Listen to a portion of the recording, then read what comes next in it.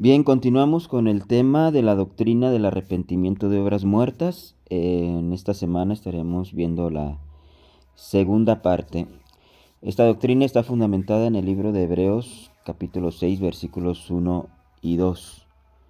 Y bueno, pues este tema de arrepentimiento de obras muertas está dirigido especialmente para los que ya conocemos del Señor, porque no es simplemente un llamado al arrepentimiento.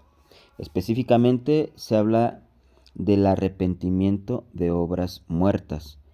Y como ya lo vimos en la semana pasada, las obras muertas son todas aquellas acciones religiosas que aparentemente son buenas, pero que en realidad son obras que no producen vida porque no están acompañadas por una fe correcta, por un enfoque correcto, que es el glorificar a Dios. Y necesitamos nosotros como cristianos comprender correctamente acerca de las obras, que hay tres tipos de obras principalmente. Por ejemplo, podríamos hablar de las obras malas o las malas obras. También hablar de las buenas obras.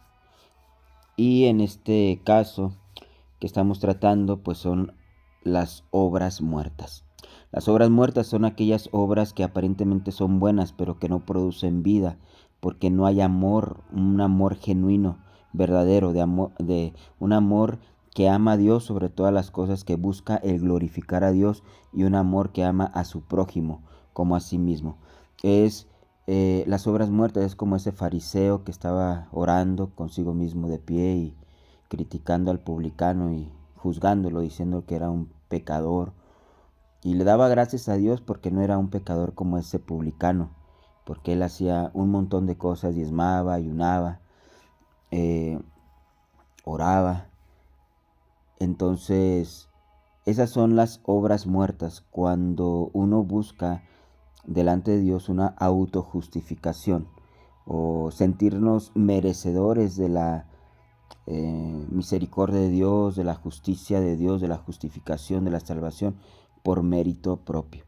Y esta doctrina de arrepentimiento de obras muertas pues nos ayuda a comprender y a ubicarnos correctamente en donde debemos estar conceptualizados o conceptualizando correctamente el, el, el contexto y el valor correcto del arrepentimiento de obras muertas.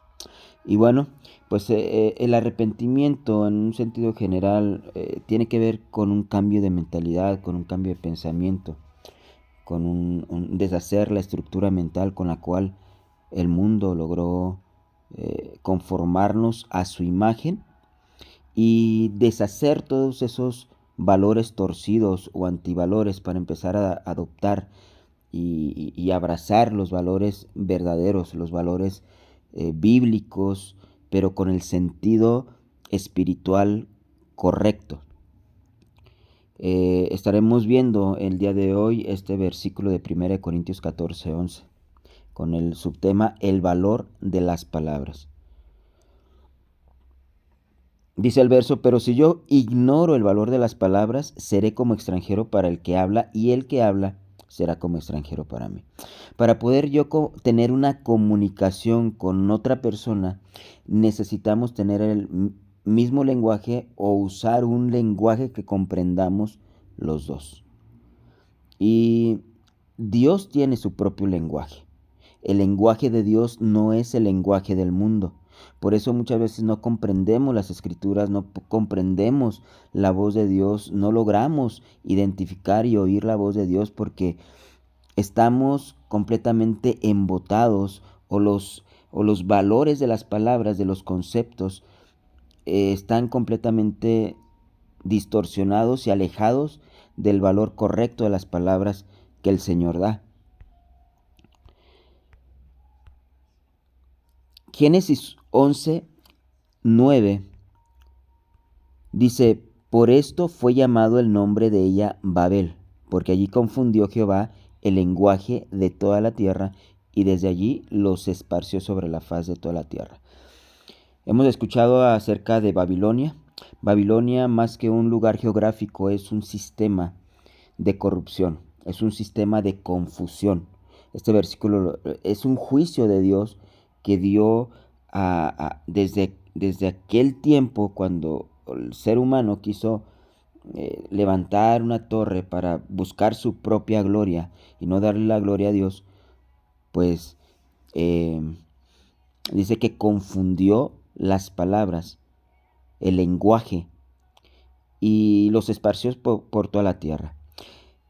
El fondo de esta situación es de que hay un sistema babilónico, y a lo largo de toda la Biblia e incluso en Apocalipsis, los últimos capítulos de Apocalipsis hablan acerca de la gran ramera, de Babilonia, que es el sistema corrupto, el sistema de muerte, el sistema de confusión y el sistema que tiene aprisionado a la gente para no comprender el lenguaje de Dios y no recuperar ese caminar correcto y perfecto delante de los ojos de Dios. Por eso Salmos 19, 1 al 3 dice: los cielos cuentan la gloria de Dios y el firmamento anuncia la obra de sus manos. Un día emite palabra a otro día, y una noche a otra noche declara sabiduría. Pero fíjense lo que dice esta última parte de este versículo: no hay lenguaje ni palabras, ni es oída su voz. No hay lenguaje, estamos hablando del lenguaje de Dios, estamos hablando del idioma de Dios, cómo Dios se comunica. Dios no solamente se comunica por medio de un lenguaje humano, por el español o el inglés o el italiano o el portugués, por citar algunos lenguajes. Dios no se comunica exclusivamente por un lenguaje en específico, sino que el lenguaje de Dios es un lenguaje mucho más profundo, universal, y que incluso la voz de Dios se puede expresar cuando una persona es entendida y discierne la voz de Dios, la puede discernir. Dios le puede dar mensajes a través de la creación, a través de los árboles, a través de las experiencias de la vida, a través de las cosas naturales, porque dice la palabra que Dios creó las cosas que se ven de las cosas que no se veían. Entonces, cada figura natural, cada elemento natural representa algo espiritual. Y entonces, cuando nosotros empezamos a entender y elevar nuestro entendimiento a esa profundidad de la comprensión de las Escrituras y del lenguaje de Dios, entonces nosotros podemos oír la voz a través de muchas y de múltiples experiencias y de cosas que nuestros ojos naturales pueden contemplar, pero que tenemos el discernimiento para lograr discernir la voz de Dios expresándose a través de cada una de estas cosas.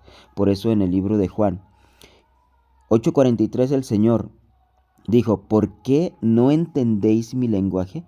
Y da la respuesta: porque no podéis escuchar mi palabra. No entendemos muchas veces el lenguaje de Dios porque no estamos dispuestos a oír su palabra para ponerla por obra, sino que nos aferramos al sistema babilónico, a la confusión, y nos aferramos a los antivalores que el mundo logró sembrar, y no hemos estado dispuestos a desarraigar y a conformarnos a la imagen de Dios, conforme a la transformación que nos quiere dar el Espíritu Santo por medio de su palabra. Amén.